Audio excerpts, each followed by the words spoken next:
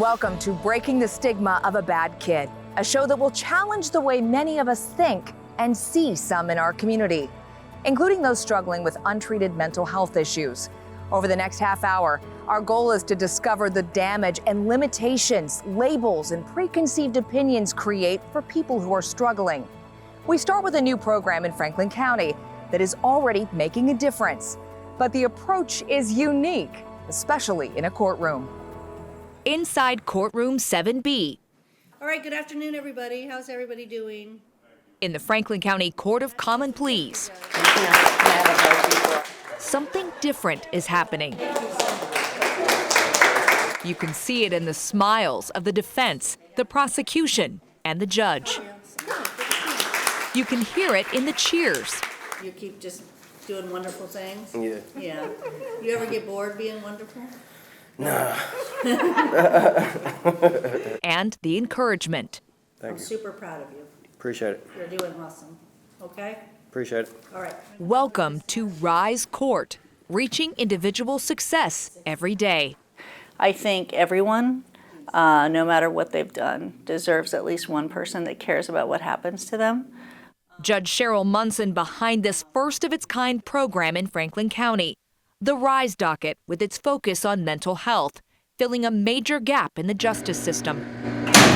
I was a public defender for 26 years and, just saw my clients and other people's clients in this revolving door of the justice system. And the only reason they were down here was because of unmet mental health needs. Meeting those needs is the foundation of the Rise docket.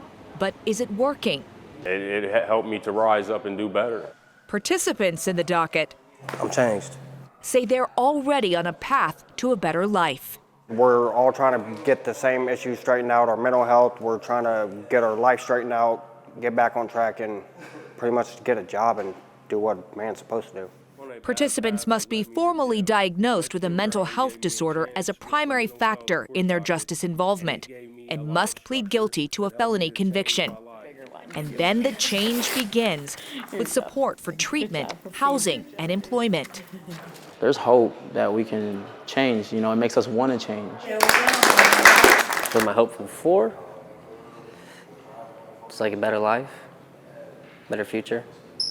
Not being stuck homeless on the streets, and active addiction. On this day in court, All right, Corey Cook. Corey Cook updates the judge on his progress. So the new housing is working out. Awesome. Yes. I'm glad to hear that. So what else is going on? You're just I drew you a picture. awesome. Thank you. And more. It says right. Oh my gosh, that is amazing. So thank you so much for that. That is awesome. For Rise Court, it says rise. Obviously got a sunrise or sunset. Rise Court participants are encouraged to find ways to express themselves in their journey. I stopped doing these things when I started drinking and all that. Ever since I got sober, I've been just going back to what I used to do as a kid. Exactly what Judge Munson wants to see. Maybe they didn't have the parent figure that went to the 8th grade art show and said, you're an amazing artist. But we're going to say that to you now. And what she wants to hear. Have you shared some of your music with Judge Benson? Yes, she loves it. It feels a little less like being judged and more like being related to, meeting them where they are, and hopefully using that kind of attention and that kind of interpersonal connection to help them do better. Make no mistake, serious work is happening in this non-traditional court environment. I'm a judge, but I'm a human being, and I can relate to you as a human being and care about what happens to you while still holding you accountable. Healthy? Mm-hmm. You're in the right place? Mm-hmm. Medicated? Yes. Not drinking? Or smoking weed, no. Or smoking weed, all right, good. By the time participants graduate, they will have achieved at least 365 consecutive days of sobriety and moved through phases of an intense program helping them find stability to ultimately succeed on their own. I know it's not easy. It's not. It's not easy. And all I ask is that you keep doing what you're doing The RISE docket is so new, the first graduate is still to come. But the shift in outcomes for the participants feels inevitable. Because in courtroom 7B, this is a place where all rise. It's twofold for me. It's like I feel good because I feel like, we're doing something that is positive in the system. We're meeting the goal, which the goal is to stop people from offending and committing crime. But at the same time, it's also to give them the lives that they deserve to lead. I've been listened to. She actually heard me out. Wow, that's so powerful. It is. Why do you feel like that has made such a difference for you? Because she showed me don't give up on yourself. This court has given me hope. Do you feel like you have hope? Yes, most definitely. Living my life and continue to do the right things, and I just know it's all going to pay off in the end. We just told you about RISE Court, but there's much more to dive into when it comes to understanding its impact. Join me now for a deeper discussion into this program that is giving people a second chance, helping to reshape the justice system and our community. Well, here inside courtroom 7B, we're so honored that you are both here with us, Judge Cheryl Munson, Joe Henry, one of the RISE Court participants. Judge Munson, I want to start with you because when people see RISE Court, and one of the first things we notice when we watch how you conduct court, there is an informality about it. It feels different, it looks different, you're not wearing a robe. Why did you choose to conduct the proceedings that way? So obviously a conscious decision, and as you're indicating, different than the normal criminal docket or the civil docket. And because it's a specialty docket, really what we're trying to do is create relationships and kind of create a camaraderie, almost kind of a family affair, so to speak. And it's so important that although I'm the judge and the RISE participants respect that fact, they understand that they're on probation, and so I do control if they violate probation, incarceration, those things exist, and they know that. But at the same time, I'm a human being, they're a human being, and that's how we're relating. And that's what really makes it different, is that they understand that while I'm their judge, I still care very much about what happens to them. I know their stories. I'm invested in who they are. And so, the no robe and that sort of thing, I think just removes a barrier and helps me get a little bit closer to them and relate to them as, I'm a human being, you're a human being, we're in this world together and we're just trying to get through this together. Take us through how this started for you. You have not been on the bench for very long, but yet you made this a priority almost immediately. Why did you feel like this needed to be a priority?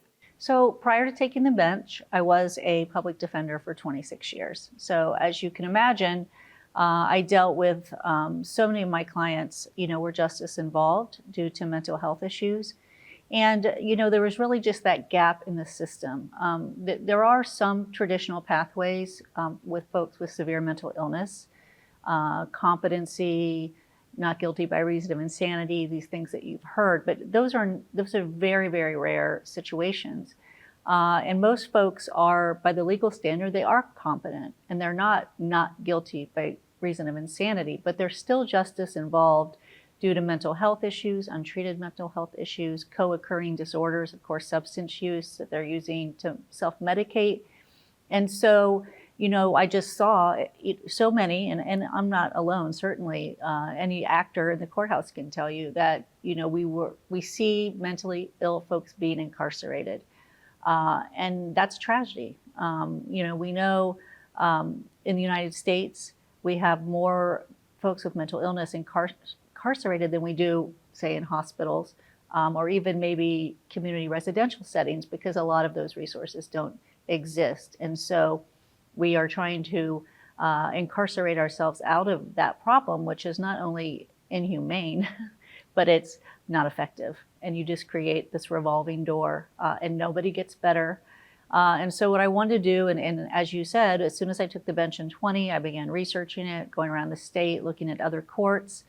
creating program descriptions, working with the Supreme Court who has certified my docket, putting a team together, talking to stakeholders in the community, law enforcement, prosecution, the defense bar, treatment providers, and putting together this model. And then we, eventually just said, all right, we're going to call our first case, put this model to work, and see what we can do. And interestingly enough, Joseph was in fact my very first participant on this docket. So we started in 21, and I think you've been on probably close to 18 months, is that right? Yeah, so about 18 months in. And it's been a huge success, and it's done exactly what we hoped it would do, which is create alternatives for folks to get better, to feel better, to live the lives that they deserve to live, and of course keep the community safer at the same time. Joe, how did you find Rise Court? I think it found me for real. I was pretty much on my last limb of chances, and I couldn't have done it all without Mark Serrett, my old judge, because he gave me the chance to try Rise and let Munson to see if she wanted to accept me. So that's how it really found me for real. When you stepped into the courtroom, how did it feel different from perhaps other times you've been in court? I remember when I got accepted, the day I got accepted, I came in here and everybody was clapping and happy, and it made me feel good. Like, I don't know, it just felt so good, like a family. Like, it was really cool, man. It wasn't like a regular courtroom. What kind of difference does that make for you to start out in a totally different way, with that feeling, with people cheering for you? It made me have a lot of confidence, and I know I had support, so and I don't know. And at the end of the day, I'm doing it for myself. I ain't doing it for nobody but myself. So, and I feel a lot better now that I'm a complete different person. When you say you're a completely different person, describe to us who you were before. I was a struggling drug addict. I did 7 years on my first prison number. Juvenile, I was locked up a lot. So I've been incarcerated almost my whole life pretty much.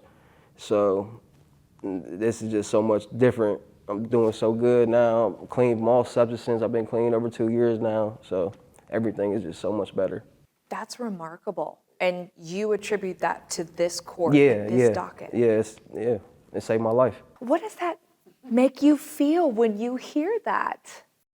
Of course, we've had conversations before, but just to hear those say that again, makes me emotional, because, that's where we wanted to end up.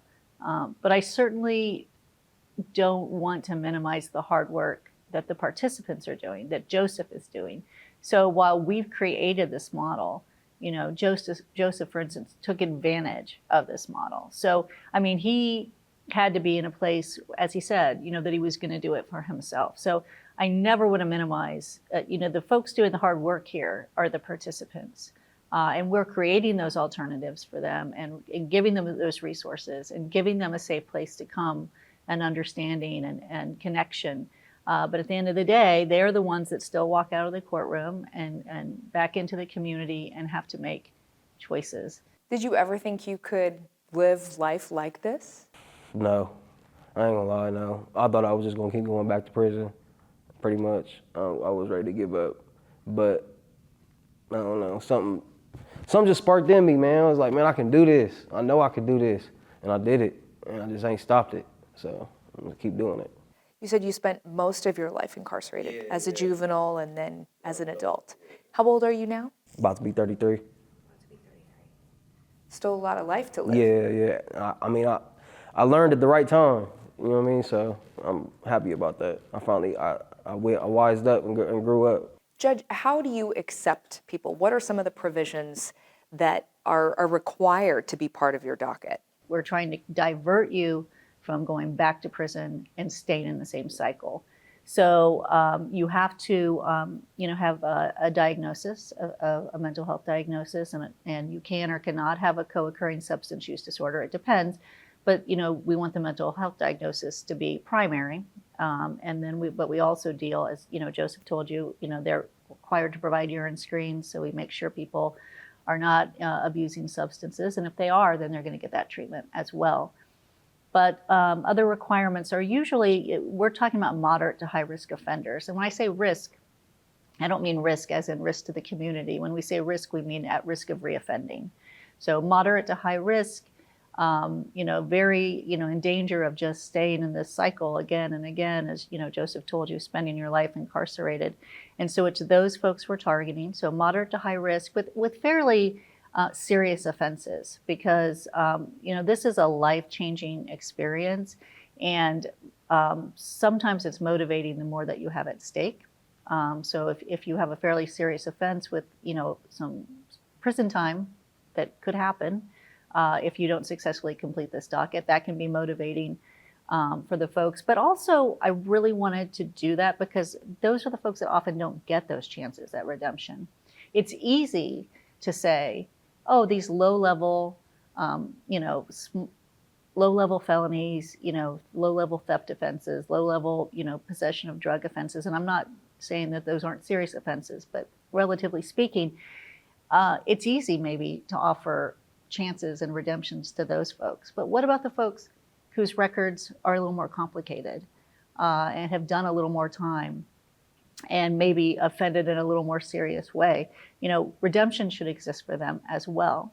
And, a lot of the reading that I did in preparing this docket, I read so much of the literature says it's really the moderate to high risk offenders that maybe benefit most from these dockets. Because the other offenders, maybe they still have support systems in the community. Maybe they have chances at counseling outside of the court system. But these folks maybe don't. And so when you bring them in and give them that, it's almost like a sponge. Like, because they have nothing, they absorb it all and appreciate it all. And so many times we see the moderate to high risk offenders even more successful on these dockets. Everybody has a say. So the state of Ohio has a say from the prosecution. Defense counsel has a say in terms of, the person they're representing. Even if I accept somebody, ultimately it goes back to the originally assigned judge, and that judge determines if he or she wants to sentence that person to my docket. They don't have to make that sentence. But if we're talking about an offense that has a victim in any way, then the victim has to agree that this person can enter the docket. We would never do that over a victim's wishes. And what you see so often, again, with folks with some mental health issues, their victims are often family members. They've acted out in crisis, so loved ones. So those people don't want to see their loved ones incarcerated, but they also don't want to be victimized anymore. So some of them are getting close to the end of their rope, but they see this as one less option, maybe to restore this person that they love so that they can have a meaningful and positive relationship again. So when we say offenses of violence, certainly not serious offenses, you have to be community control or probation eligible. So certainly if it was an offense that committed with a gun, you're not going to be eligible for this docket because that's mandatory prison time. Serious sex offenses, mandatory prison time. Those kind of things are not eligible just by virtue of the fact that those folks cannot get probation. But if it is an offense of some kind of, force used or even some minimal amount of violence, if there's a victim, they're only coming if the victim signs off on that. When you look at the landscape right now in the justice system, and you talked about how this is an important fill of a gap, what do you see as a successful program? When will you see it as a success? So, I see, here's the thing. I mean, we can talk about big picture, which of course is very important, obviously, to graduate a group of participants who, have not reoffended, who are clean and sober, who are working, who have housing, to say, we've graduated a class of those folks, or we're doing that year after year. That's a success. But quite frankly, the fact that Joseph is sitting here right now and being included in a conversation that he should completely be included in, because we're talking about him, and we have to include restored citizens into our conversations that we're having about them. And so the fact that he's sitting right here, a success, included in a conversation where he should absolutely be included, that is a success to me. So, one Joseph Henry at a time is an success to me.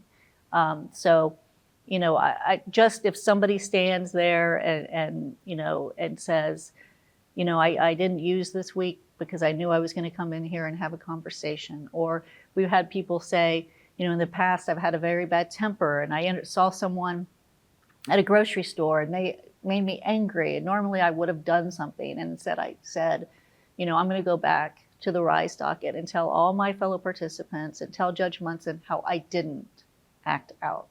And then we applaud that, because it's all about celebrating every increment in restoration. Every inch that you get better, we celebrate, because so many of our folks, perhaps they didn't have those celebrations. Maybe they came from backgrounds of trauma or family units that were not particularly supportive. So anything that you do that's a victory is a victory for all of us. And we're going to celebrate that and encourage you to continue to build on that. The stigma of the labels it can be its own challenge in so many ways. How do you fight that as a court? And I'll open that question up to both of you, because I know you've all described this as very much a family. And so it seems like you're kind of fighting together against those labels, that stigma. In terms of defeating labels and stigma, just the fact that we have these conversations openly, and you will see somebody who will come in when they first start the program. They're quiet. There's some reticence to talk about their situation. Understandably, we don't force that. But then you'll see, a year into it, they will start having really honest conversations like, I was really anxious last night and I thought about picking up, but I didn't pick up, and so they start to open up. And I think when we start having those conversations, and everybody's having those conversations, that defeats the stigma, because the stigma is not just how everyone else looks at you, it's how you look at you. And so if you have been told and labeled and underestimated, and in some instances discarded, how do you look at yourself? But if you can come in here and see other people fighting that same battle and succeeding, and they look at Joseph and they know Joseph has value, then they know they have value. So it's just a very organic, symbiotic relationship that we all have with each other. I mean, I'm more of a facilitator, obviously, as the judge, but the participants are just the support they offer each other. Someone may announce they've done something amazing, and before I even think about clapping, the other participants are clapping, right? Because they acknowledge that that's a huge accomplishment and they want to cheer each other on. Did you ever think people would look at you as a role model? No. I ain't gonna lie about it. I'm a very honest person. I'm honest about everything. I didn't think I was ever gonna be a role model. And the odds was not for me to make it at all. Like, I was really down bad at a point in my life. I thought I was going back to prison. Like, I just came off a 7-year bid. I'm like, man. But now it's like I try to reflect on people, to show them, because I know if I can do it, they can do it. Because I was down bad, doing real bad. Nobody thought I was gonna make it, nothing. And I did it, and now I'm doing it. And everybody's looking at me like, wow, he's really doing it. So I try to be a reflection to other people. And I just want to say, to folks that it's easy to get cynical. It's easy to watch the news and say, what's going on? Why is this happening? Violence in the community, all of these things. And it's easy to get cynical and just start writing people off. And I just, want to urge people to keep an open mind, because as Joseph told you, Judge Sarah was at the end of his rope with Joseph. Joseph thought, I'm going back to the institution. Yeah. This is what it is.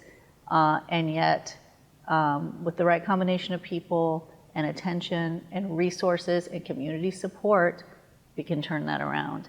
And Joseph is an example of that. So I just urge people, as easy as it is to get cynical, hold off and remember that, redemption is real, restoration is real, and as human beings, everyone has dignity, everyone deserves respect and an opportunity to live the life that they deserve to live. As long as you're alive, life is not over. That's how I look at it. How important do you think empathy is to this conversation and the work that's happening in our community, from individuals to this court to different resources that are available? Well, without empathy, I don't know where we are. Yeah, you gotta have empathy. Without empathy, I don't know, it'd be pretty hard to get out of bed in the morning. When you look at Judge Munson, what would you say to her about the difference that she's made in your life? Oh man, she's so special in my life. She's been she's always stood there for me, even because I've had a couple slip-ups in this program. I haven't been perfect, and she's always been there right next to me, totally confident in me, supportive of me. Always heard me out. So she's a really special person to me. She's been there for me. So I don't look at her just like a judge. I look at her like a regular person. Imagine that. And I say this all the time, and I say it to him all the time, because he comes up for status review. I say, every report I'm getting about you is amazing. All of your urine screens are negative for all substances. You're doing everything you want to, you're moving through this program. And, and it's a little bit, I obviously want him to succeed, but the thought of him graduating, makes me, I'll miss him. I'll miss him.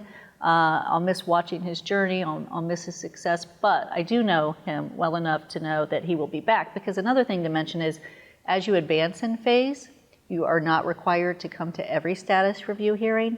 But almost across the board, any of our folks who have advanced, they come to every status review hearing.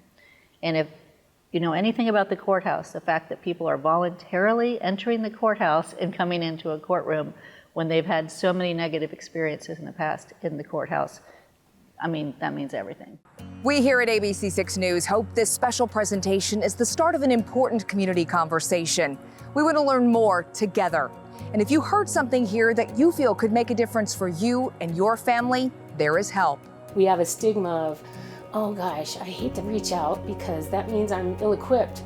We're all ill-equipped.